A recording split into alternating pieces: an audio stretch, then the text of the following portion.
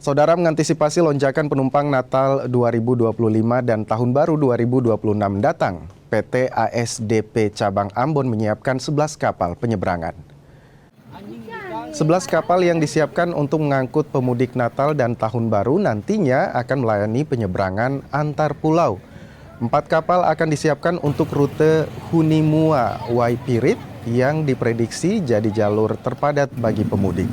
Tak hanya menambah armada, ASDP juga memperluas digitalisasi layanan terutama pemesanan tiket. Diharapkan mampu mengurangi antrean di pelabuhan sekaligus meningkatkan efisiensi perjalanan.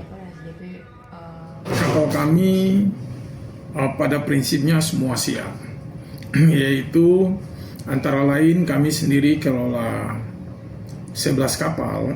Hunimua Waipirit ada 4 kapal milik PT ASDP Indonesia Ferry Cabang Ambon.